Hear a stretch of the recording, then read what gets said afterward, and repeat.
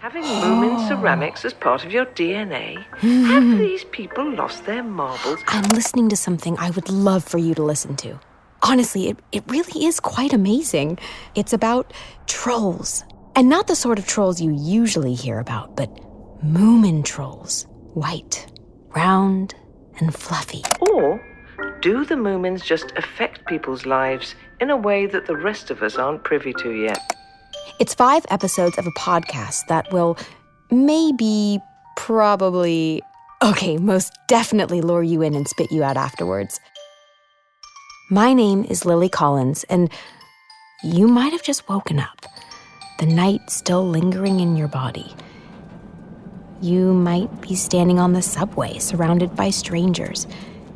You might even be running along the waterfront, looking at the horizon and breathing deeply. Whatever it may be that you're doing, stay put. Stay here with me. I'm going to take you on a journey. A journey that one transformed me and my husband Charlie, for that matter. And also share some small but special secrets about us. It's actually a journey that began nearly 80 years ago, with a picture of the first Moomin troll drawn on the door of an outhouse, but one that is still very much ongoing today. Ready?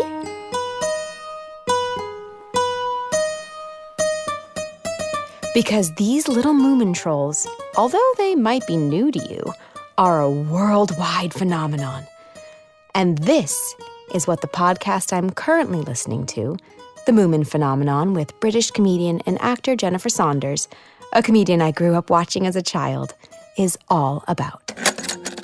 Unbeknownst to many of us, there is an entire subculture built around the unique and curious creatures and characters from Moominvalley.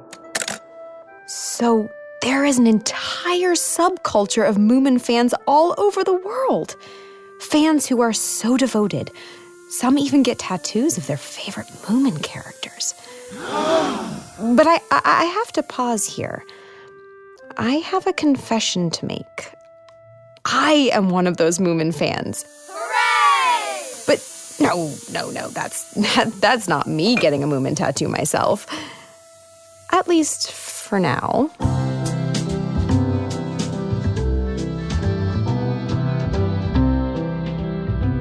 I grew up in Guildford, Surrey, a small town 42 kilometers, or 26 miles, southwest of London. It was a childhood where I was surrounded by nature.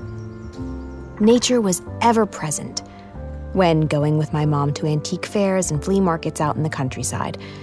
She was always searching for beautiful things, and I was always drawn to the books in the bookcases you'd find in these places while she was looking around.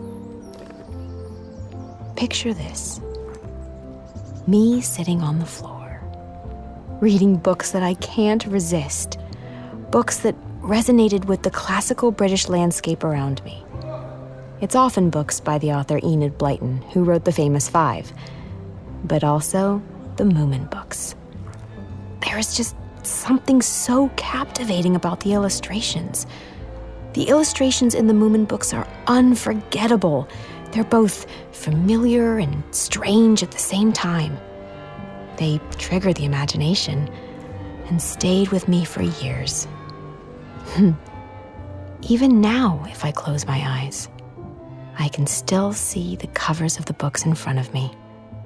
Taste the titles. Moomin Land Midwinter, as one of my favorite books is called. And then, at a much later age, I'm traveling alone in Japan, and I see the Moomin characters again. I'm finding the little characters on covers of notebooks and little trinkets. It's as if time stood still. It was as though I could draw a direct line back to young Lily, who is sitting on the floor reading books at the antique fairs, staring at the same Moomin characters. And so, I start to collect them. It's impossible to find them in the US, though.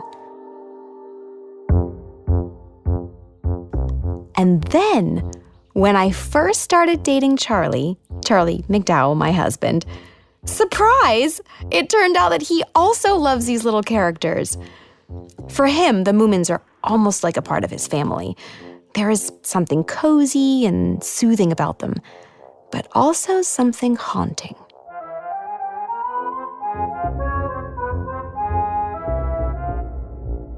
While discovering our shared love for the Moomins and what they brought us, we were also both experiencing what it was like to enter a new relationship that was built on dialogue, something pure and full of dreams, and one in which we bonded over our mutual longing for that connection to nature that we both coveted as children, growing up in America and England. We realized we are both people who found that connection to nature through the Moomin books. It really felt like we were members of a secret club.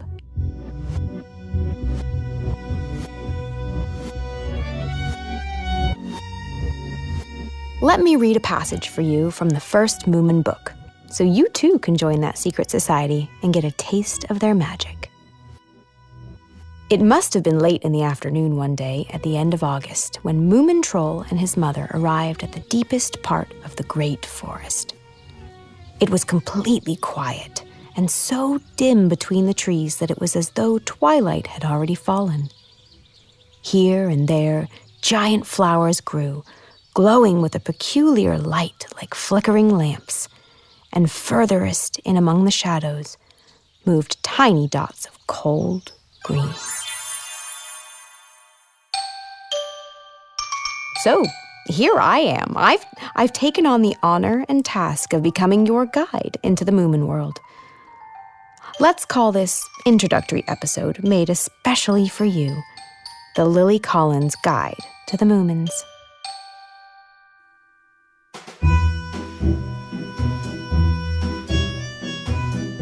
To enter the world of the Moomins, it's like going down the rabbit hole. It's a world created by Tove Jansson. Tove Jansson would spend the winter half of the year in her tower-shaped studio in central Helsinki in Finland, and in the summer, she would go live in an isolated house on a lonely remote island in the Finnish archipelago. Today, academics write essays about the wisdom contained in the Moomin stories or the underlying queer themes in them, while generation after generation of adults and children read and are mesmerized by the adventures of the Moomin trolls. The fans, meanwhile, go crazy every year when a new Moomin mug is released. It's true, they can stand in line for hours just to get a coffee mug. And some of the mugs are so rare that they can even sell for thousands of dollars.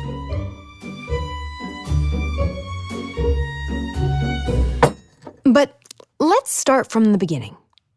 Let's set the scene. In the middle of a small valley, Moominvalley, there is this blue house that looks more like a lighthouse. In it lives a family. Moomin Mama, Moomin Papa, their son Moomin Troll, and all the other guests in the house. Some stay only for a short while. Others remain forever. The door to the Moomin house is always open to anyone who might come knocking. The Moomin family just adds a new bed or even builds a new room if someone needs shelter. Their extended family is ever growing, and the same goes for their house. And in these beautiful surroundings, catastrophes are just waiting to happen. In one of the first books, Comet in Moominland, a comet is about to crash into Moominvalley and destroy all living things.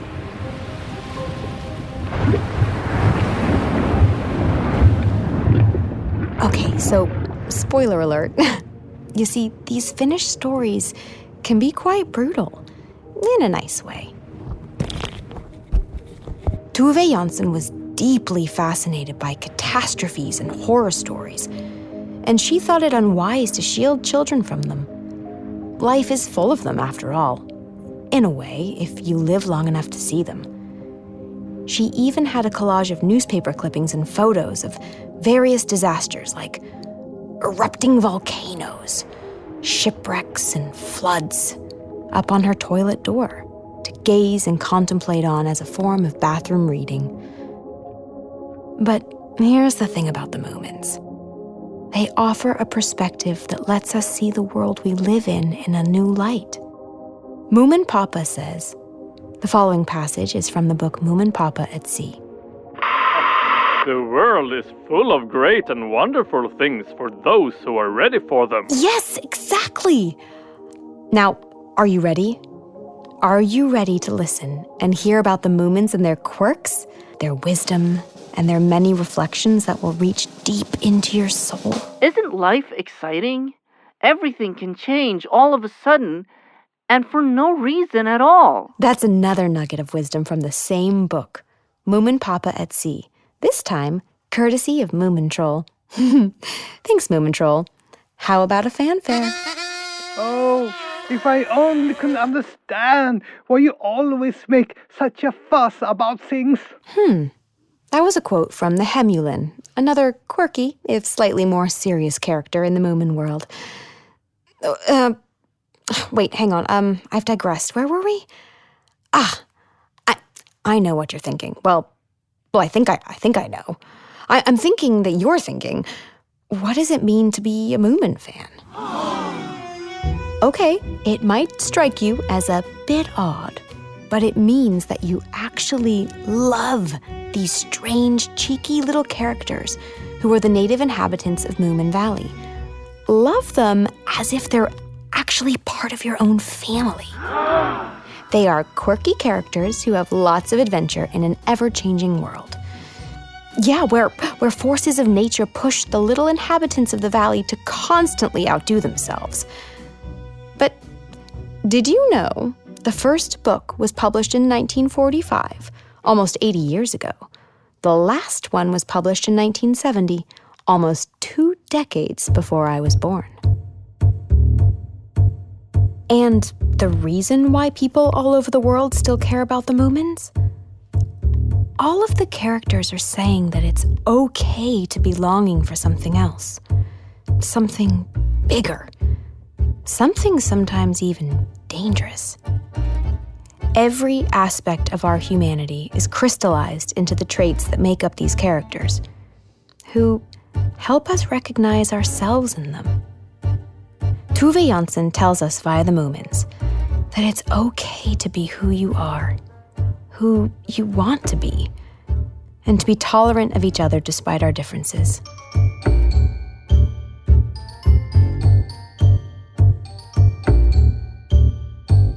Tove Jansson lived in a relationship with a woman for the better part of her life, even though homosexuality was illegal and considered a disease in Finland at the time.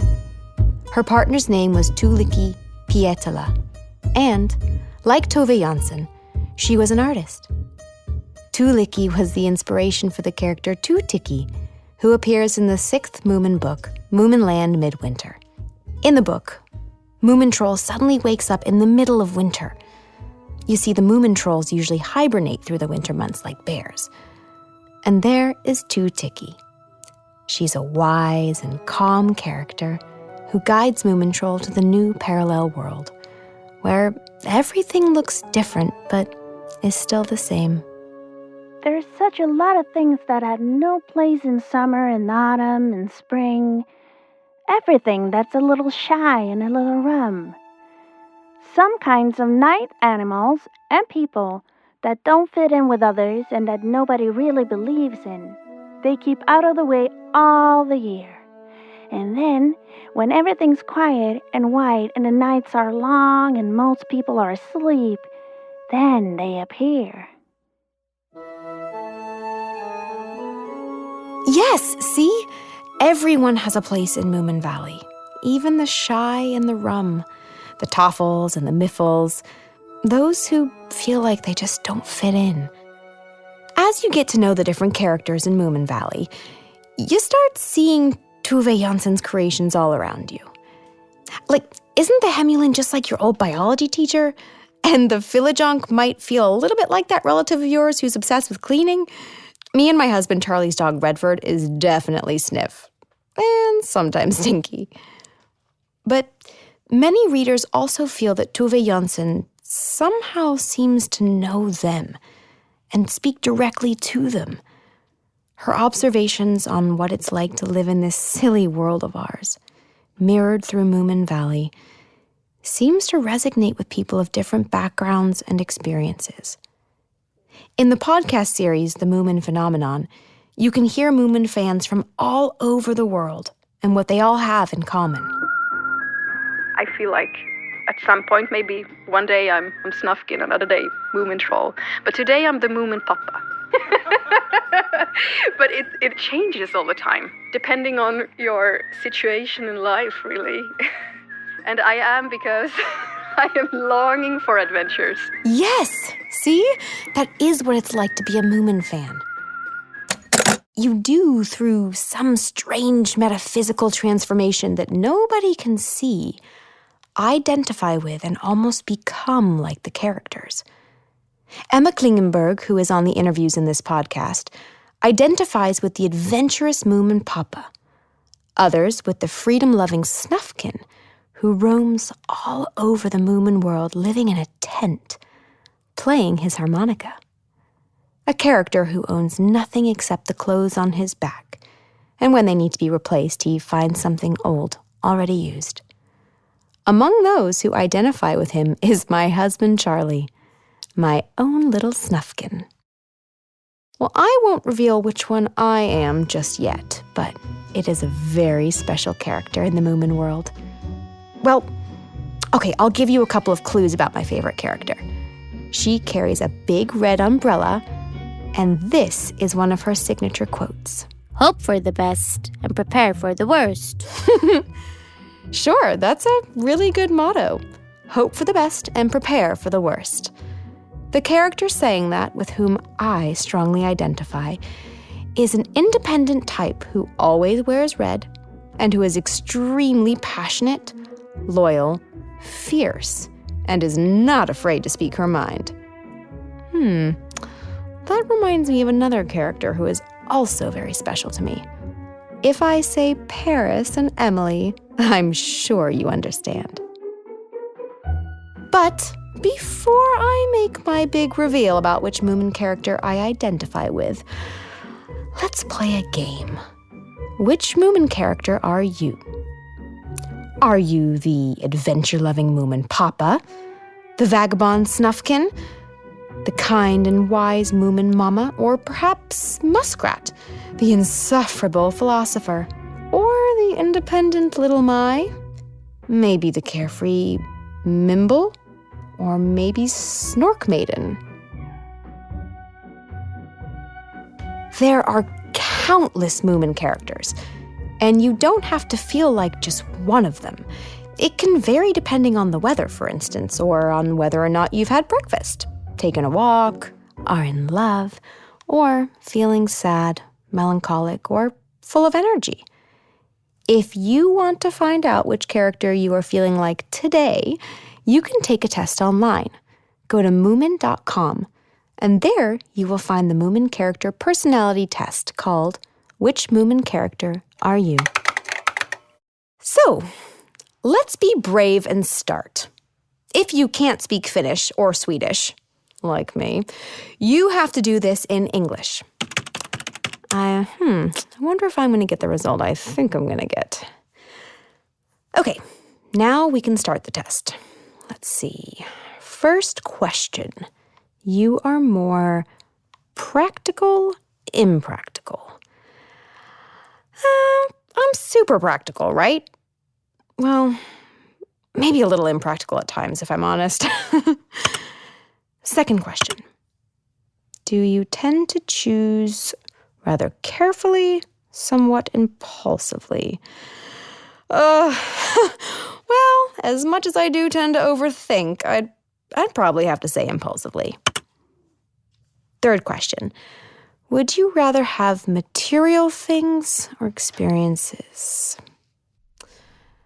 There are things I really love and can't be without, but I really like to think of myself as a collector of memories and experiences. So I'm going to go with experiences. Plus, I love to travel. To Scandinavia, for example. And yes, of course, Paris. Fourth question. You are more guided by your head, your heart. My heart. Would you rather wear colorful clothes or black and white? Come on. Who doesn't love a pop of color? Or, I don't know, multiple colors? So many questions. Okay, would you say that you are a warm-hearted person or a cold-headed person? Oh, well, that was easy. A warm-hearted person, of course. Well, I hope that anyway.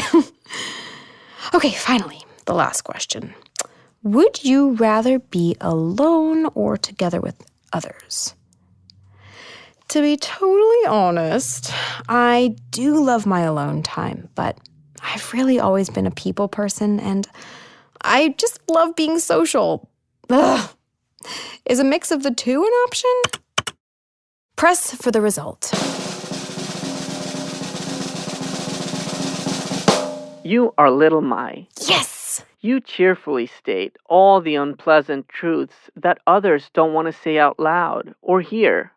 You never suffer from a guilty conscience, and small practical jokes greatly excite you. I love little Mai. I identify with her in so many ways. She questions authority, has a very cheeky and deep sense of humor, and does exactly what she feels like. And the most amazing part of her, something everyone sees and does not question, is what her anarchic qualities do for everyone else in the room. They become more at ease. You need someone who's always going to speak the truth and isn't afraid to challenge and be challenged in order to change. If you're sore, observed little Mai, peeling her potatoes with her teeth. You have to be angry sometimes. Every little creep has a right to be angry.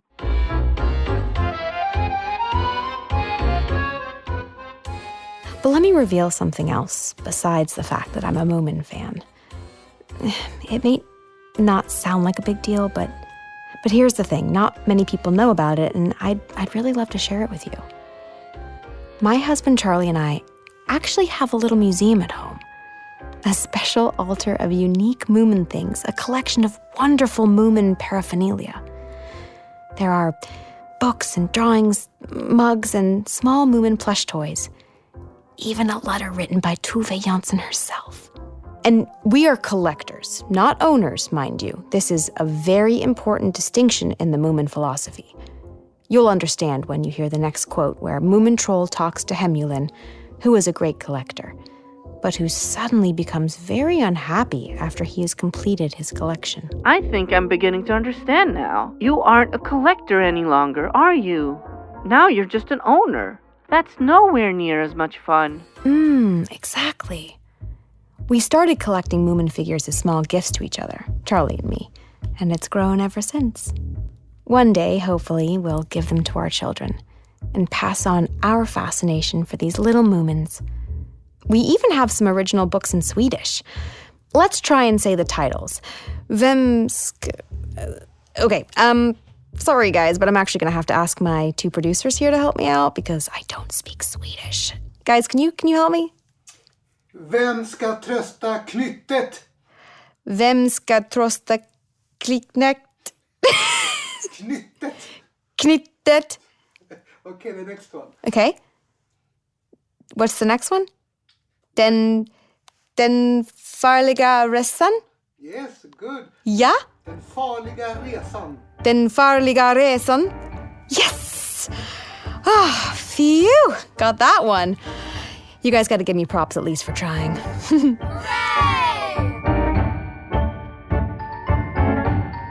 Let me read a passage from one of the books that we have in our little collection at home so that you too can feel its magnetic power. See, we can take this one of my favorites. Moomin Papa at Sea, a book written in 1965 but still super relevant.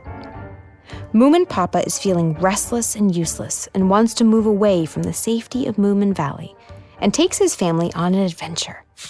And by taking the family from Moominvalley to a little island, as little Mai says, no bigger than a bit of fly dirt, and by moving away, he feels that he can become useful again. Chapter 2 of Moomin Papa at Sea, The Lighthouse. On the all-important evening of their departure, the wind had moved towards the east. It had got up soon after 12, but they had decided not to leave before sunset. The sea was warm and deep blue, just as blue as if in the crystal ball. The landing stage was piled high with luggage, right up to the bathing house where the boat was lying tied up. She was bobbing up and down with her sail hoisted, and a hurricane lamp was burning at the top of the mast. On the beach, it was already getting dark. "Of course, we run the risk of it being calm tonight," said Moomin Papa. "We could have left immediately after lunch, but on an occasion like this, we must wait for sunset. Setting out in the right way is just as important as the opening lines in a book. They determine everything." He sat in the sand next to Moomin Mama. "Look at the boat," he said. "Look at the adventure. A boat by night is a wonderful sight. This is the way to start a new life, with a hurricane lamp shining at the top of the mast and the coastline disappearing behind one as the whole world lies sleeping. Making a journey by night is more wonderful than anything in the world."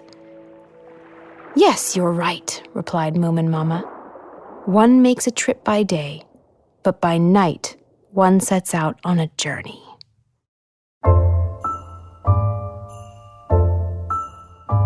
I totally agree. All good adventures really do start at night. The events in the book speak differently to you depending on what age you are. There are comets that threaten to destroy Moominvalley. Once there is a great flood. And one time, it even gets so hot that midsummer madness ensues.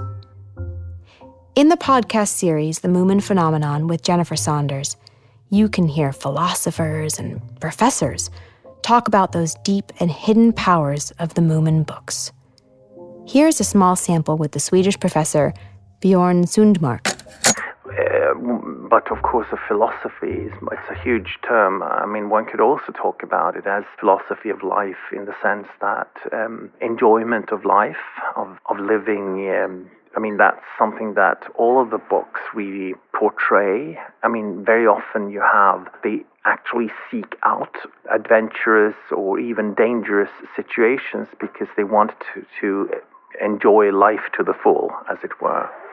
If you can do something that is fun or combine cooking with doing something fun, that's, the best. Or doing a garden in a fun way. Or they make an adventure out of life, I would say.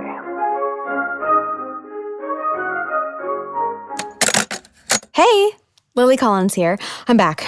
Sorry, I got so stuck in the book Moomin Papa at Sea. Okay, now where were we?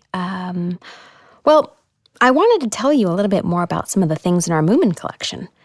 One of the things, it's so beautiful, you almost have to hold your breath. It's almost as if you don't want to breathe on it because, well, what if it disappears? It's an original picture of Moomin Troll drawn by the author and illustrator Tove Jansson herself. It's a fragile drawing of Moomin Troll with a flower and a package in his hand that says tack, which means thank you in Swedish. When you hold the original drawing in your hand, it's as if you can almost feel Tove's presence. Do you remember what I said in the beginning? That the first Moomin Troll was drawn by Tove Jansson on the door of an outhouse on an island in the Finnish archipelago? People from around the world compete to find that special loo. They all want to find the place where it all began, almost like it's a sacred place. They say that if you open the door and look in, it's not that hard to imagine that an upset Tove Jansson sat there one day and drew a little Moomin Troll on the wall, with no idea that would be the beginning of the universe, that world that still stays with us today, long after Tove Jansson herself is no longer here. I haven't been to that loo, sadly, but at least I have that little original drawing with the little tuck. Thank you.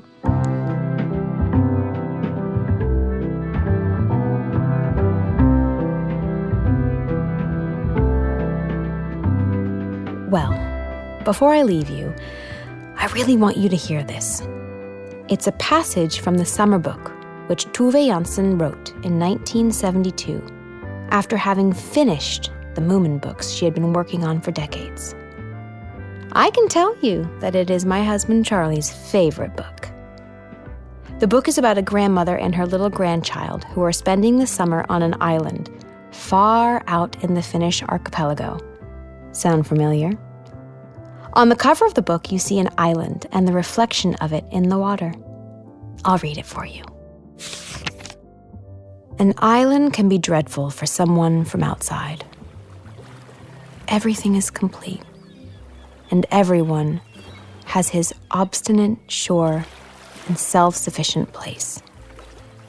Within their shores, everything functions according to rituals that are as hard as rock from repetition, and at the same time, they amble through their days as whimsically and casually as if the world ended at the horizon. In the book, it's as if the fictional world of Moominvalley, which Tove Jansson had just stopped writing about, is mirrored in our world. The sea surrounding the island is the same sea that inspired the Moomin characters and stories. I can dive in, Sophia said. Do you know what it feels like when you dive? Of course I do, her grandmother said. You let go of everything and get ready and just dive. You can feel the seaweed against your legs. It's brown. And the water's clear, lighter towards the top with lots of bubbles. And you glide. You hold your breath and glide and turn and come up. Let yourself rise and breathe out. And then you float. Just float. And all the time with your eyes open, Sophia said. Naturally, people don't dive with their eyes shut.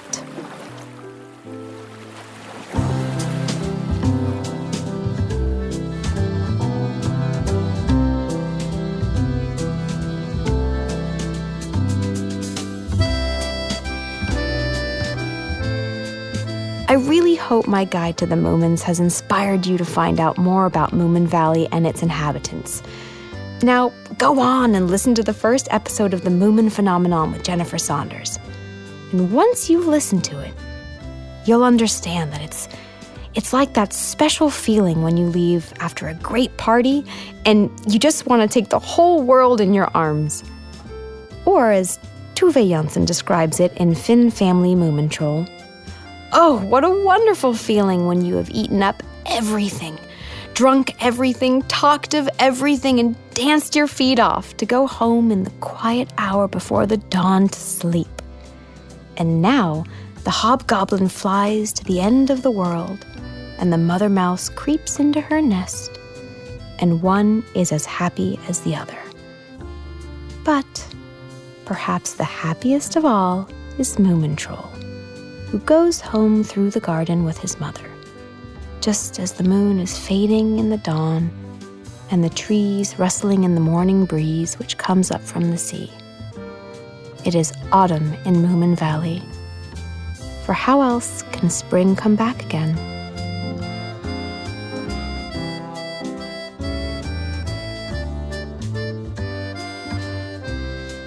You've been listening to a special introductory episode of the Moomin Phenomenon called Lily Collins' Guide to the Moomins, made by Third Ear Creative on behalf of Moomin characters. Producers Antonio de la Cruz and Martin Johnson. My name is Little Mai. I mean, Lily Collins.